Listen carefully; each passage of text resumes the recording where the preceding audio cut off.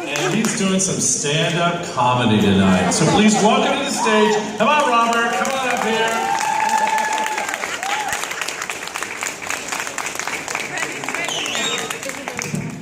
All right. Whoa, what talent tonight. This was awesome, right? I think my mom's going to vote for the lady with the poems. This is some really amazing singing. The singing was phenomenal. I was going to sing for you guys tonight, but when I auditioned for Father Kent, he said, please sing in a different key, like Key West. So instead, I'm just going to talk a little bit, tell you some stories. I moved down here from Jersey about 20 years ago, and I got to tell you the truth, I love our small town, but I was a little freaked out in the beginning because back then it was really country. I mean, you might even call it redneck. One of the first friends of mine down here invited me to his son's graduation. So we're in the auditorium, and the whole graduation class is chanting, "Give Bubba a chance! Give Bubba a chance!" So I'm like, who's Bubba? He's like, he's our star quarterback, but he can't graduate. He didn't pass his finals. I'm like, wow, that's pretty sad. So the principal says, Bubba, come up on stage. I'm going to give you a chance to graduate. You just got to answer this one question. How much is 4 plus 4? Bubba goes, 10? He's like, no, Bubba, I'm sorry, that's the wrong answer. So the whole graduating class starts shouting, give Bubba another chance, give Bubba another chance. So like, okay, Bubba, I'm going to give you one more chance. How much is 3 plus 3?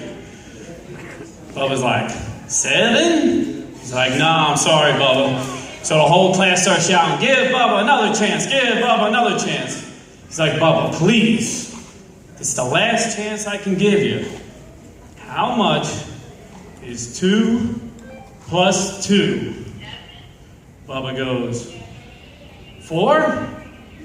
And the whole class starts shouting, give Bubba another chance, give Bubba another chance.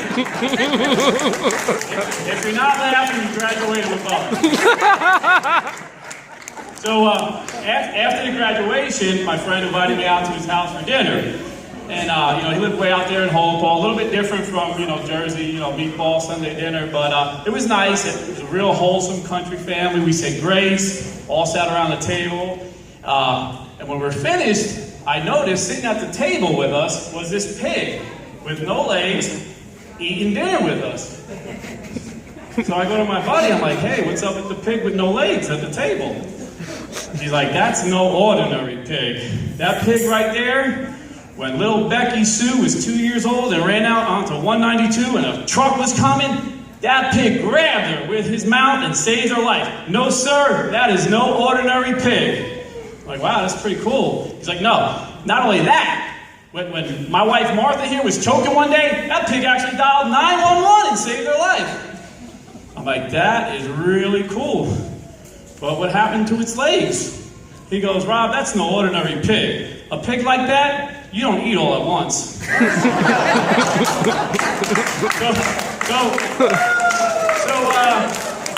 So we're driving back home, going up 192. It's like pitch black, in Jersey everything's lit up, concrete jungle, lights everywhere. I'm like, you can hardly see, and all of a sudden, boom, I hit something. I'm like, what the heck? So I pull over and I look, and you're not gonna believe this, honest to God, I hit a pig. I'm like, what the heck? I never, I'm from Jersey. I never even seen a pig, and I never mind hit it, so I don't know what to do. So it's pitch black. What am I gonna do? So I just go home. Sitting at home, chilling on the couch, I hear knock at the door. I answer the door. Osceola Sheriff. I'm like, yes, sir. Can I help you? He said, we got to give you a ticket for hitting that pig down on 192, hit and run. I'm like, are you serious? He's like, yeah, that was somebody's property. You can't just leave it on the side of the road. I'm like, all right, but can I just ask you a question? It was pitch black. How do you know it was me? He said, well, before the pig died, it squealed.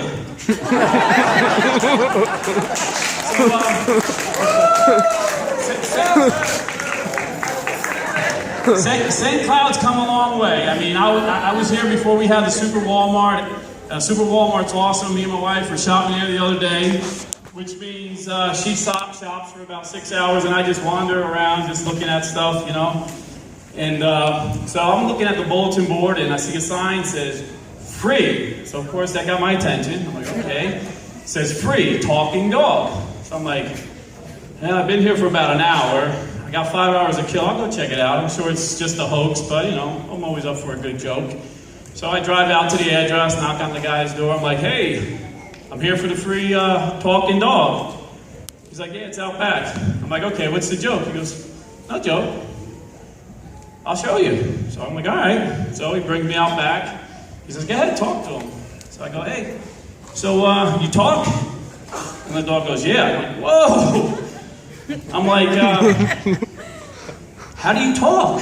He goes, well, when I was a puppy, the CIA recruited me. They taught me Russian, Arabic, and English. I'm like, wow. He goes, yeah. And then after 9/11, the Navy SEALs recruited me. I did 2 tours in Afghanistan, 2 tours in Iraq. I got the Navy Cross, 2 Purple Hearts, and a Medal of Honor. Then after that, the DIA recruited me, and I busted the biggest drug lords in Mexico. I'm like, that is freaking amazing. I'm like, you don't want this dog? Why don't you want this dog? He goes, why don't I want this dog? Everything he just told you is a lie. He's a liar.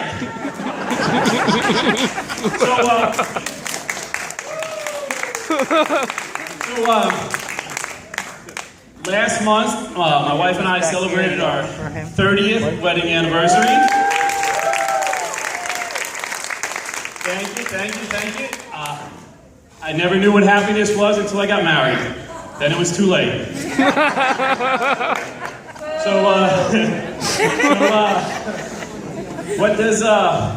What's it like being married for a really, really long time? I'll tell you. First off, you have a lot of kids. I have 5 kids. They're awesome. I adore them. The best thing about having 5 kids, you never have to worry about a recession or an economic crisis. Honest to God. The last recession we had, I didn't even realize we were in a recession until we're halfway through, and a buddy of mine said, Rob, do you realize we're in an economic crisis? I'm like, dude, I got 5 kids. I'm always in an economic crisis. So he's like, really? Apparently, the reason we're in this economic crisis is because the banks are loaning money to these poor slobs they know can never pay them back. I'm like, really? So the next day I went for a loan. I put on my Armani suit. It's Salvation Armani, by the way. And I went for a loan. The loan officer looked at me and said, sir, do you realize there's people on death row with higher credit scores than you? So you know, people ask me, what's it like being married for a really, really long time? So it's kind of like the guy, he comes home from work, sits on the couch, and he says to his wife, hurry up, get me a beer before it starts. Wife gets him a beer, pops it open, he downs it. He's like, hurry up, get me another beer before it starts.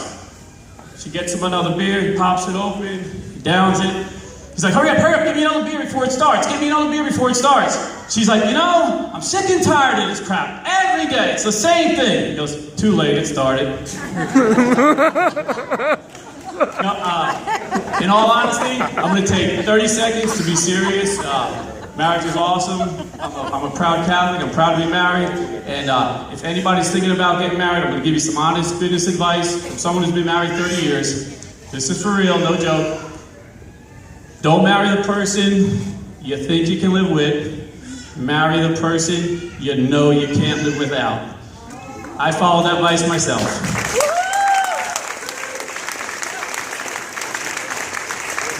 So now that I'm out of the doghouse, I'm going to give you another joke. So I'm in the sports bar across the street the other day. I stopped at home, to get some wings, for the family on the way home. My order wasn't ready, of course, so I'm sitting at the bar waiting for my order. I see a well-dressed gentleman there, nice shirt and tie. He's got a mug of beer in front of him. Says to the bartender, give me a shot of Jack Daniels. Drinks a shot of Jack Daniels, looks in his shirt pocket, says, give me another shot of Jack Daniels. Give him another shot, he drinks it, looks down in his pocket, says, give me another shot. So he does this like 2 or 3 more times. He drinks a shot of whiskey, looks in his shirt pocket. It's really got my curiosity. So I go up to him, I said, excuse me, sir, I don't mean to be rude, but you really got my curiosity. How come every time you drink your whiskey, you look in your shirt pocket? He said, well, I keep a picture of my wife in there. I go, oh, that's really sweet. He goes, yeah, when she starts looking good, then I go home. Thank you. Please vote for me. I really need the money. It's just like New Jersey. You can vote as much as you want. Robert Goffman, everybody. Robert Goffman.